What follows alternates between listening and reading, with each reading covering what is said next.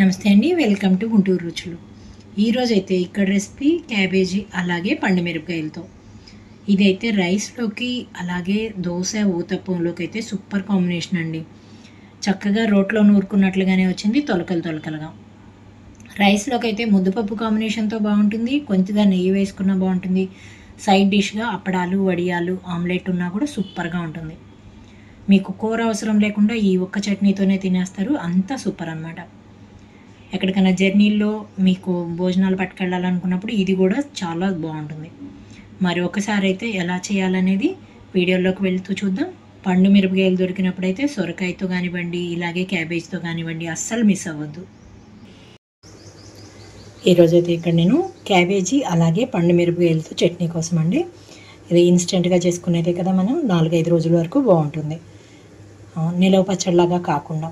నేనైతే ఇక్కడ పండు మిరపకాయలు వచ్చేసి 8 వరకు తీసుకున్నాను. అలాగే టమాటో 2, దీంతో పాటుగా క్యాబేజీ చిన్న ముక్క. చూసారు కదా, ఒక పావు కేజీకి తక్కువగా ఉంటుంది. ఇందులోకి మిగిలిన ఇంగ్రీడియంట్స్ అన్నీ చెప్తాను. ముందుగా నేను పండు మిరపకాయలని మధ్యలోకి కట్ చేసి కొద్దిగా ఆయిల్లో వేయించుకుంటున్నాను. ఇక్కడ ఆయిల్ అంతా హీట్ అయిన తర్వాత పండు మిరపకాయలు మధ్యలోకి కట్ చేసి వేసుకుంటున్నాను. పండు మిరపకాయలతో పాటు ఒక్క పచ్చిమిరపకాయను కూడా 4 ముక్కలుగా కట్ చేసి వేసుకున్నాను. లో టు మీడియం ఫ్లేమ్ అడ్జస్ట్ చేసుకుంటూ ఇవి కొద్దిగా వేయించుకోవాలి. ఇక్కడ చూడండి, పండు మిరపకాయలు, పచ్చిమిరపకాయలు చక్కగా వేగిన తర్వాత ఇందులోంచి ఒక ప్లేట్లోకి పెట్టుకుంటున్నాను నేను.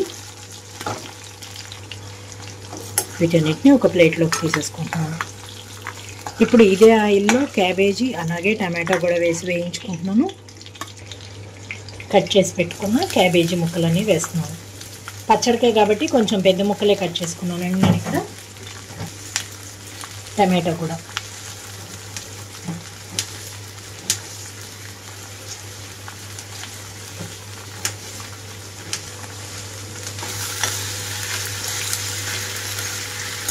మూత పెట్టేసి ఉంచుతున్నాను. నేనైతే ఇక్కడ మూత పెట్టేసి లో ఫ్లేమ్లో అయితే 10 నిమిషాలు పడుతుందండి. మీడియం ఫ్లేమ్లో ఉంచి హై ఫ్లేమ్లోకి టర్న్ చేసుకుంటూ వేయించుకుంటే 5 నుంచి 7 నిమిషాలు అయితే పడుతుంది. 10 నిమిషాల తర్వాత మూత తీస్తున్నాను. చూడండి, టమాటా అయితే మెత్తగా అయిపోయింది, క్యాబేజీ కూడా చక్కగా వేగిపోయింది.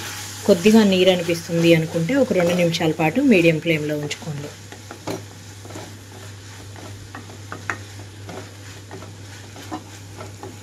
స్టవ్ ఆఫ్ చేస్తున్నాను.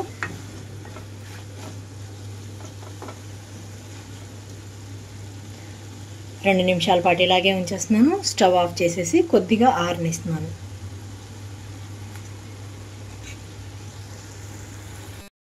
ఇక్కడైతే ముందుగా మిక్సీ జార్లోకి వెల్లుల్లి రెమ్మలోకి 7-8 వరకు, అలాగే 1 స్పూన్ వరకు జీలకర్ర తీసుకుంటున్నాను.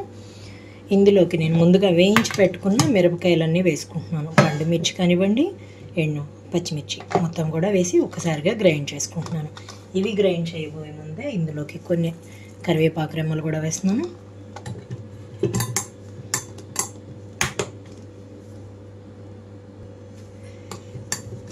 చూడండి, కొద్దిగా కచ్చపచ్చగా గ్రైండ్ అయినాక ఇందులోకి పులుపు కొంచెం చింతపండు ఇట్లా విడివిడిగా వేసేసుకున్నాను.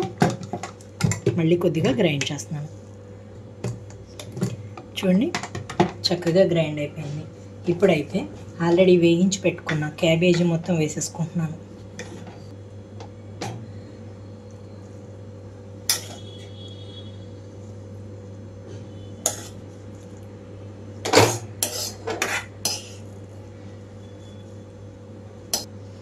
మూత పెట్టి కొద్దిగా గ్రైండ్ చేస్తున్నాను. గ్రైండ్ చేయబోయే ముందు నేను ఇందులోకి సాల్ట్ అయితే వేయలేదు కదండి. ఇక్కడ రుచికి తగినట్లుగా సాల్ట్ కూడా వేసుకుంటున్నాను.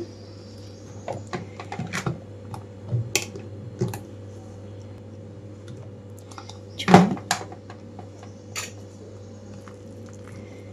అక్కడక్కడ క్యాబేజీ తొనకలతో సూపర్గా ఉంది చూడటానికి కూడా చట్నీ. మీరు తాలింపు వేసుకునేటట్లయితే మీ ఇష్టం అండి. నేనైతే వెల్లుల్లి జీలకర్ర కూడా ఇందులోనే వేసేసాను. తాలింపు వేసుకోవాలి అనుకుంటే కొంచెంగా తాలింపు వేసుకోవచ్చు. నేనైతే ఇంకా తాలింపుని స్కిప్ చేస్తున్నాను. బౌల్లోకి తీసుకుంటున్నాను. బౌల్లోకి తీసుకోబోయే ముందు కొంచెంగా ఇందులోకి కొత్తిమీర తురుముగా వేసుకుంటున్నాను. కొంచెం కొత్తిమీర వేసేసి